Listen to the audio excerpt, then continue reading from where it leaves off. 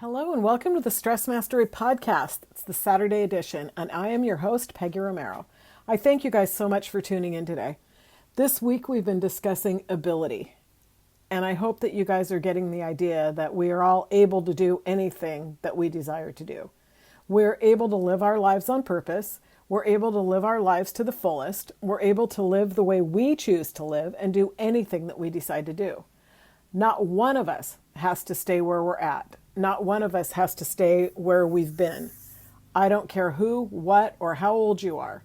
You really can teach an old dog new tricks. Well, of course, that's only if the dog is willing. So are you guys willing? I hope you can say yes, because I'm here to tell you that you can live the life you want. You don't have to live the life that they told you to live. We don't have to stay connected to the same old people, doing the same old thing, talking about the same old stuff, staying in the same old unsatisfying job year after year. We don't even have to stay in the same city or the same country if we don't want to. We can literally live our lives doing anything we choose to do, and I mean anything. It doesn't matter what they say or what they expect from you. That's just all our programming. That's the expectations that others have. Those are the plans that they made for us, not necessarily what you want for yourself. So it's our life, our one and only life, and it is our responsibility to live life to the fullest. We got to live on purpose every single day. It's completely up to you if you're going to accept this challenge to step up and out, or are you going to stay in the cage, the comfort zone as we call it here in Stress Mastery. Knowing that all things are possible, I ask you, are you living your life the way you want to? Are you living the life you've always dreamed of? Or are you just settling for what's been presented to you? Why? Is it simply that you're afraid? Because that'd be your ego, not actually you. Are you just too lazy to change? I know lots of people are, and I don't blame you because change doesn't usually come easy. Maybe you're complacent, satisfied with less than your best. Maybe it's just, I don't know, many people are just satisfied just with same old, same old. I call that Groundhog's Day. It drives me nuts. Perhaps you just really don't know how to change. Maybe you want to change, but you don't know how, and you don't think that you have what it takes to change. Are you afraid that you're just not able to? Afraid that maybe you lack the ability? Guys, I'm here to tell you that you do have the ability to change. We all have the ability to change. We are literally all able. We're human beings, and we're created the same way. We just need to be willing to go through it. It's personal development. It's stepping out of the valley, out of the darkness, into the light. Call it climbing the mountain or self-authoring your own life. Decide for once and for all to get unstuck. Decide to get your butt moving. Call it anything you want, but I'm asking you to make a decision to step into the life you truly desire, and do it today. You're so worth it, and I promise you, you are well able to change. Decide to drop those bricks that are weighing you down and holding you back. These are your past. The heavy load, it isn't you. Those are your fears and your failures and your hurts and your pains, and you certainly don't need them where you're going. They don't serve you at all. It's time to just let them go. They have no place in your future. So how do I change? Well, guys, I'm glad you asked because we can help you. Here's the tricky part, though. You have to do it. We can't just tell you how to do it. It's not going to happen by listening to a podcast or reading the steps of stress mastery or studying the Bible for God's promises. These are all really important parts of our personal development, spiritual growth, but no one can change for you. Nobody can change but you. So Bill says knowledge isn't power because it doesn't come from reading the book. That's the knowledge. It comes in the knowing, and knowing is the experience. So that's what the real knowledge is. We learn by experience, and this is proven over and over and over in our lives. But we have to become aware of what's really going on. So here's my example. I've been pretty strict over the past few years about my carbs. I had my blood work done a few years ago, and I was a total wreck. That was when I first met and started working with Bill. He told me my adrenals were completely shut down. After all, I'd been living in high stress for over probably 15 years or more. I ate refined foods for my comfort. I was in menopause. My hormones were totally out of whack. I had gained over 80 pounds since I had quit smoking some years before. My A1C was high. Actually, it was a few ticks above being pre-diabetic. I was actually in full-blown diabetes, but I had no idea about that. My doctor never even mentioned it to me. I had fatty liver. I was on blood pressure medication. I mean, seriously, I was a mess. I had gone from being in great shape my whole life, at least outwardly, to this. I had trashed my body. What the heck? I thought I was going to this guy for like my mental wherewithal, for coaching to help me be a better person. What am I doing with all this medical stuff? This was like an explosion in my whole life right in front of me. I had never worked on myself before, not with anyone anyways. In fact, I had went to counseling a few times, and I'd go there and just lie my little butt off and convince them that I was perfectly fine. And they always believed me. I don't even know why I bothered. I had never met a therapist more than maybe 2 or 3 times before I decided I didn't really need them. So thankfully, Bill had this uncanny ability to really like see me. It was remarkable. His "you're not going to BS me, Peggy" type of coaching was just what the doctor ordered. I had finally met my match. So he says that I must clean up my diet immediately. I'm about to lose my good health that I had always had. The body's about to shut down, he told me. Or it was shutting down, I think. He explained to me that I don't process carbs. When I eat them, they're not able to enter the cells like they're supposed to, and it was like they're hitting a brick wall and they just stay in the bloodstream. Believe me, that is not what I wanted to hear. I loved my carbs. I started looking at and understanding the biomarkers of health because he gave me a copy of the Pause Plan book. I was already clearly a mess, destroying my health. So let me refresh your memory here about the 10 biomarkers that we look at. So muscle mass, number 1. Muscle is key to everything in the body, including our metabolism. Number 2, strength.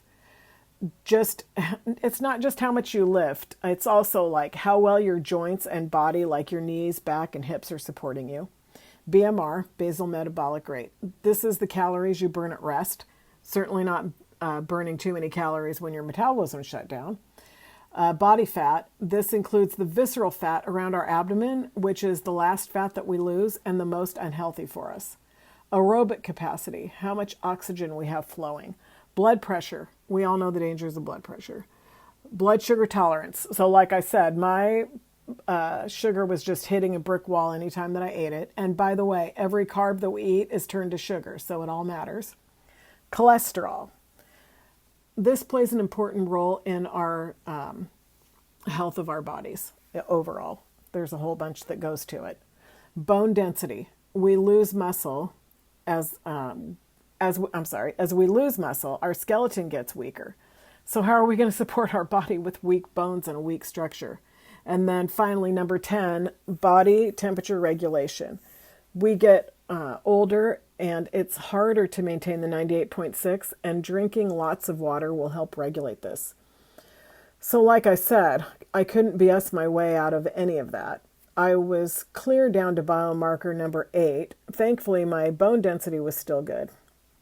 So for that, I'm grateful because it was nothing that I was doing for myself. I can't take credit for any of it. But these all happen in order. So I got to work on reversing them because you can also reverse them in order. You can go back up the chain. So I quit eating garbage carbs and started walking 10,000 steps a day. I rarely ate refined carbs anymore at all. And I used to stay on my diet all during the week and I would lose a few pounds. And then on Saturday, for my cheat day, I would eat so much that I would gain it back. So I totally took advantage of the cheat day by cheating myself out of health, cheating myself out of well-being, cheating myself out of feeling great. And you know why? It was because I felt good again. And good seemed good enough to me. Like, oh, I felt so much better right away. I can't even tell you. My joints quit hurting. My neck quit hurting. I had had trigger finger for a couple years. I used to get these shots of I don't know what into it. I had bursitis. I slept on this certain pillow. I could only lay a certain way in bed. I was actually scheduled for carpal tunnel surgery, you guys. My knees hurt so bad if I walked too much. And all of that went away. I think maybe within a week or two. Not sure, but it was quick. All I did was quit eating junk food. I got rid of the refined carbs. My cholesterol lowered right away without drugs. I remember Dr. Brian telling me that if I started walking, my blood pressure would drop, and it did right away. He reduced the medication to half within a couple weeks, and within a few months, I was off it altogether. So it's taken me a while, but I have lost 50 pounds now, and I feel so much better. But I could actually feel marvelous if I would continue to make more changes, change my habits into even healthier ones. And I know it. I'm still working on changing my programming. I'm sometimes a slow learner, and I drive myself crazy because I actually do know this stuff works, guys. Remember, we learn by experience, and I have experience. Yet from time to time, I sabotage myself. Stinking imposter syndrome. I step out of my new reality and go back to my old comfort zone, which, as we all know, it's actually not comfortable at all. I hate to admit it, but it's true. I can't lie. I'm not going to teach you by not telling you the truth. Relationships and health are my two biggest programs.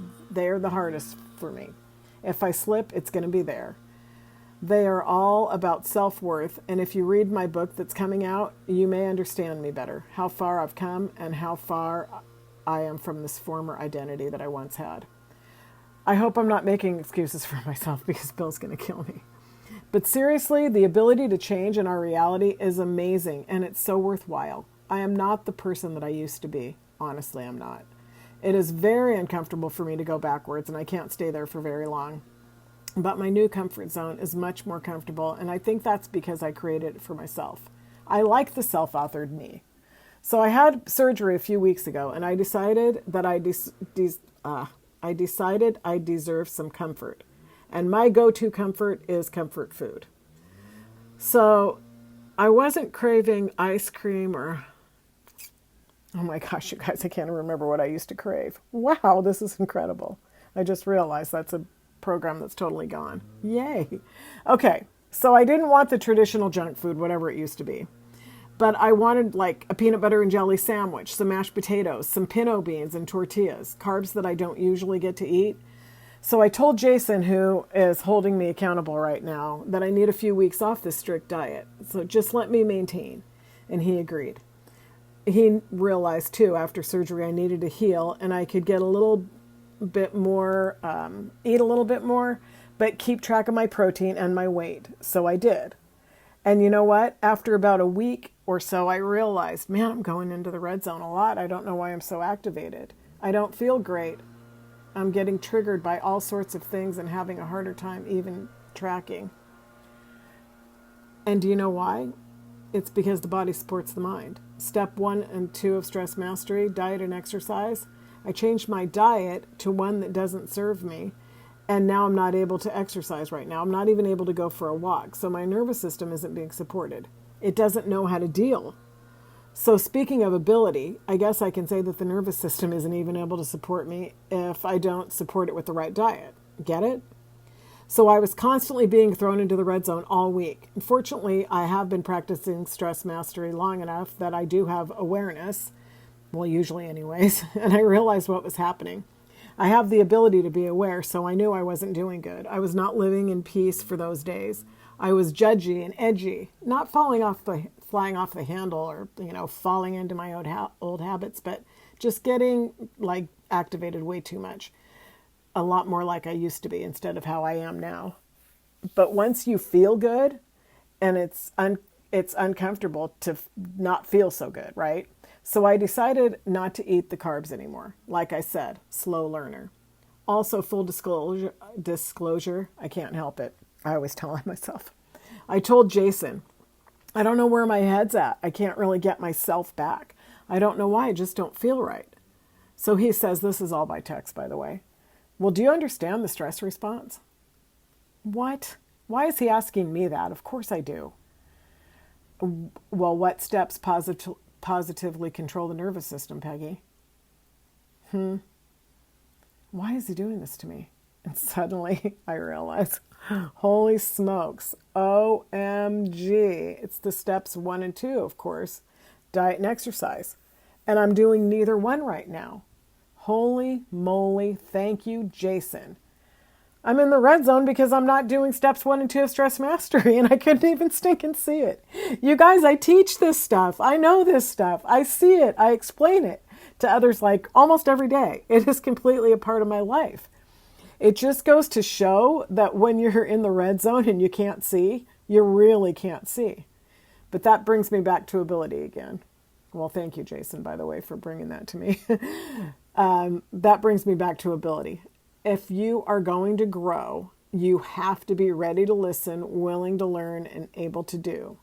So thankfully, by Jason asking me, he created awareness. I had to see it for myself. By telling me, he probably would have just, well, he wouldn't have, but I probably would have went into a defend and attack, right? I mean, after all, I was in the red zone, so I couldn't have even helped it because it would have happened in milliseconds. Instead, he opened my ears and my heart. It took me out of perceptual blindness just like that in an instant. Awareness. It felt so good to be me again, and it only took a split second. I was able to take a breath, to connect to the vagus nerve, to connect to those wonderful green zone energies in courage and willingness. Crazy that I didn't see it myself, but I didn't. Honestly, you guys, we all have the ability to be the person we truly want to be, but we have to be aware.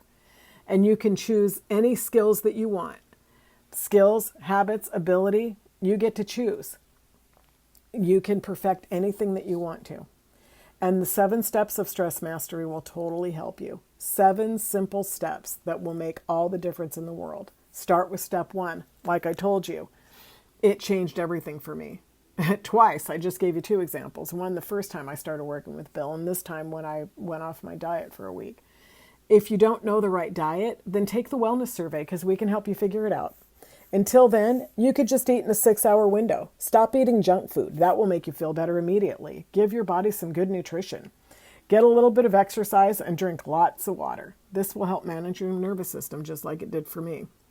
You have to create the intention of whatever you want to do. Start there, imagine it, step into it, and become it. This is the new you. There's no more excuses. You have the ability to change. So don't try to do everything at once because then you're just going to fail at one thing and it will be like a domino effect. So set yourself up for success, okay? Do one thing at a time and get that one thing set. And then add the next. You need 30 days, remember? So start today. So let's just say that today you start walking for 10 minutes, eat in a 6-hour window, and drink as close to a gallon of water as you can. Maybe for you it's only a glass. I hope it's at least a quart. You can at least do that. And then just add more water each day as the month goes by. Do this for 30 days. Then add the next thing. I want to invite all of you guys to the Rise Up and Shift event this month, coming up on the 22nd to the 25th, because you're going to learn all of these steps and so much more. We're going to go over the steps of stress mastery as well as our wonderful higher goal setting. We'll be able to do purpose exercises, wellness exercises, and lots more. So I'm so happy to be meeting you guys there. And this will set you on a path to connect with yourself and teach you so that you actually know and have some experience and you can believe that you are well able.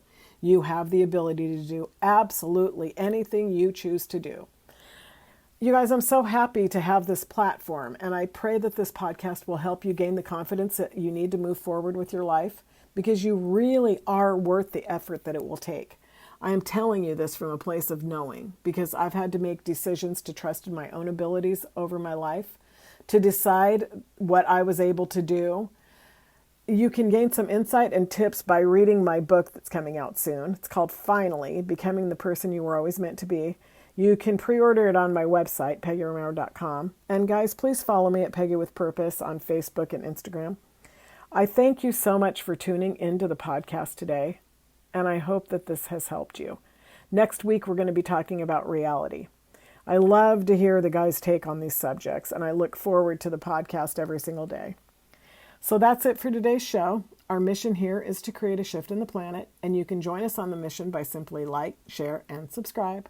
The links are right below the show notes. As always, until next time, stay inspired.